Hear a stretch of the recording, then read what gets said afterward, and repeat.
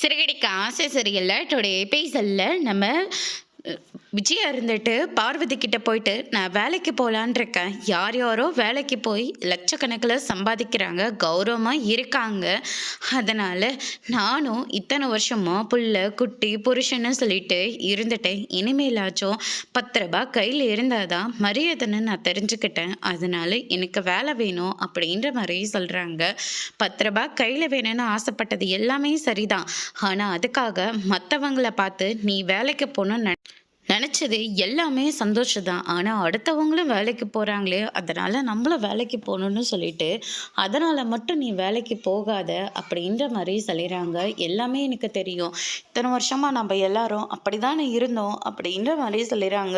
நீ சொன்ன மாதிரி நானும் அப்படி தான் இருந்தேன். ஆனால் கடைசியில் பிள்ளை விட்டுட்டு பொண்டாட்டி பின்னாடி கிளம்பிட்டான். அதுக்கப்புறம் என்ன பண்ணுறதுன்னு தெரியாமல் அவன் கொடுக்குற பணத்தை வச்சு தான் இத்தனை நாளாக ஓட்டிகிட்டு இருந்தேன்.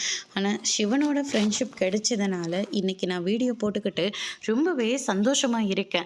ஆனால் உனக்கு என்ன வேலை தெரியும் அப்படின்னு சொல்லிட்டு கேட்கவும், அதுக்கடுத்ததாக விஜயா இருந்துட்டு எனக்கு தெரிஞ்சது எல்லாமே டான்ஸ் கிளாஸ் தானே, அதனால் நான் டான்ஸ் கிளாஸ் தான் டீச்சராக தான் போகலான் இருக்கேன் அப்படின்ற மாதிரி சொல்லிடுறாங்க.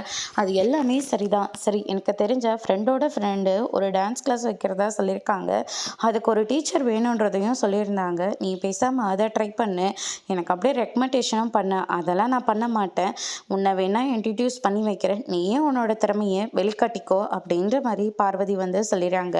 அதுக்கு அடுத்ததான் அந்த மீனாவும் சம்பாதிக்கிறான், அந்த மீனாவோட அம்மாவும் சம்பாதிக்கிறாங்க. அந்த வீட்டில் நான் சும்மா உட்காந்துக்கிட்டு இருந்தா என்னை எப்படியெல்லாம் பார்க்குறாங்க தெரியுமா அப்படின்ற மாதிரி சொல்லிகிட்டு இருக்காங்க. அவங்க எல்லாரும் உன்னை நல்லபடியாக தான் பார்த்துப்பாங்க, ஆனால் நீ தான் அவங்கள தப்பாக புரிஞ்சிருப்பேன்னு எனக்கே நல்லா தெரியும் விஜயா அப்படின்ற மாதிரி சொல்லிடுறாங்க. அதுக்கு அடுத்ததாக வந்து பார்த்தீங்கன்னா நம்ம அண்ணாமலை கிட்ட போயிட்டு நம்ம விஜயா இருந்துட்டு உங்ககிட்ட நான் ஒரு முக்கியமான ஒரு விஷயம் பேசணும், நான் வேலைக்கு போகலான்னு முடிவு பண்ணியிருக்கேன், என்ன சொல்லிட்டு இருக்க அப்படின்னு சொல்லிட்டு கேட்கவும், ஆமாங்க, இதுக்கு மேலே நான் வீட்டோடு இருந்த வரைக்கும் போதும், இப்போ நான் வேலைக்கு போகலான் இருக்கேன் அப்படின்ற மாதிரி சொல்லிடுறாங்க. இதை கேட்டோன்னே அண்ணாமலை இருந்துட்டு, என்ன திடீர்னு முடிவு எடுத்திருக்க, கையில் 10 ரூபாய் காசு இருந்தால் தான் மரியாதைன்னு நான் புரிஞ்சுக்கிட்டேங்க அப்படின்ற மாதிரி சொல்லிடுறாங்க. இத்தனை வருஷமாக வீட்டோடு இருந்து உங்கள் எல்லாரையும் பார்த்துக்கிட்ட வரைக்கும் போதும், ஆனால் இதுக்கு மேலேயும் எனக்கு அப்படி இருக்க தோணலை, சுயமாக 10 காசை உழைக்கணும்னு நான் முடிவு எடுத்துட்டேன். இத்தனை வருஷம் கழிச்சு நீ வேலைக்கு போகிறேன்னு சொன்னது எனக்கு ரொம்ப சந்தோஷம்தான், ஆனால் இதுக்கு மேலே வெளியில் போய் சம்பாதிச்சா உன் உடம்பு தாங்காது, வேண்டாம் அப்படின்ற மாதிரி சொல்லிடுறாங்க. அதெல்லாம் தாங்கும், நான் பார்த்துக்கிறேன் அப்படின்ற மாதிரி சொல்லிடுறாங்க. இன்னைக்கு நமக்கு இருக்கிற நிலைமைக்கு நான் வேலைக்கு போனதாங்க உண்டு அப்படின்ற மாதிரி சொல்லிடுறாங்க.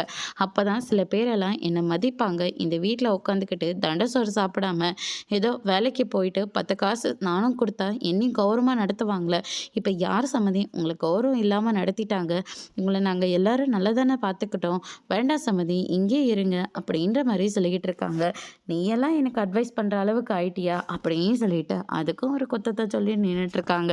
அதுக்கடுத்து தான் முத்து மீனா வராங்க. என்னாச்சுப்பா அப்படின்னு சொல்லிட்டு கேட்கவும், உங்கள் அம்மா வேலைக்கு போகிறாளாண்டா அப்படின்ற மாதிரி சொல்லிடுறாங்க. இத்தனை வருஷம் கழிச்சு எதுக்குமா வேலைக்கு போகணுன்னு சொல்லி பிடிவாதம் பிடிச்சிட்டு இருக்கீங்க, வேலைக்கு போயிட்டு அவன் கையில் இந்த சம்பள காசை வாங்குறதுக்குள்ளே நீங்கள் படாத கஷ்டம் பட வேண்டியதாக இருக்கும், அதனால் அதெல்லாம் ஒன்றும் வேண்டாமா அப்படின்ற மாதிரி சொல்லிடுறாங்க.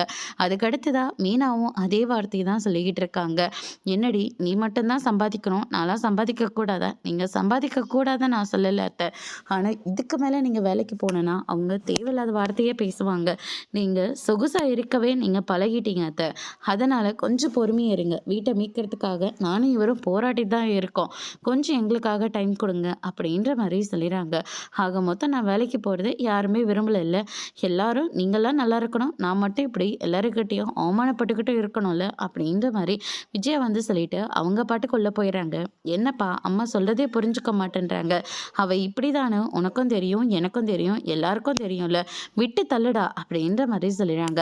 அதுக்கு அடுத்த நாள் வந்து பார்த்திங்கன்னா நம்ம ரோகிணியும் அவங்களுடைய அம்மாவும் சீரியல் பார்த்துட்டு இருக்காங்க. மாமியார் கேரக்டர் அண்ட் மருமகள் கேரக்டர். மருமகள் வந்து அவங்க பிள்ளையை அவங்க முந்தானியில் பிடிச்சி வச்சுக்கிறத அவங்களால பொறுக்கவே முடியல. அவன் என் பேச்சை கேட்கறத விட அவன் பேச்சை கேட்கறது தான் ரொம்ப அதிகமாக இருக்குது. இத்தனை வருஷமாக அவனை தனியாக இருந்து கஷ்டப்பட்டு நான் வளர்த்துருக்கேன், நீ நேத்து வந்தவ அவனை அபகரிச்சுட்டு போலான்னு பார்க்குறியா? உன்னை விட மாட்டேன்டி அப்படின்ற மாரி சொல்லிக்கிட்டு இருக்காங்க. இத்தனை வருஷமா நீங்க பார்த்துக்கிட்டீங்க. இனிமே நான் பார்த்துக்கிறேனே, என் புருஷனை எப்படி பார்த்துக்கணும்னு எனக்கு நல்லாவே தெரியும்.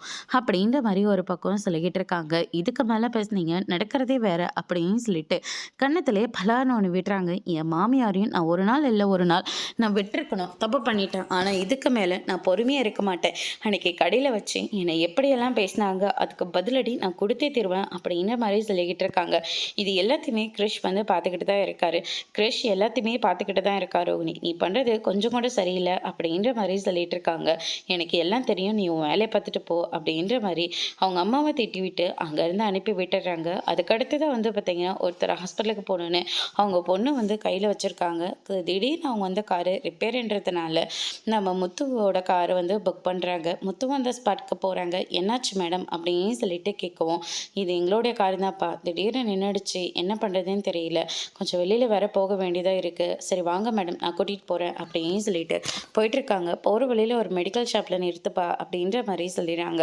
சரின்னு சொல்லிட்டு முத்துவும் நிப்பாட்டுறாங்க. பொண்ணை கொஞ்சம் பத்திரமா பார்த்துக்கோப்பா, நான் இதை வந்துடுறேன் அப்படின்னு சொல்லிட்டு அந்த அம்மா கிளம்பி போயிடுறாங்க. முத்துக்கும் ஃபோன் வருதுன்னு சொல்லிட்டு அவரும் காரை விட்டு இறங்கி போய் பேசிகிட்டு இருக்காரு.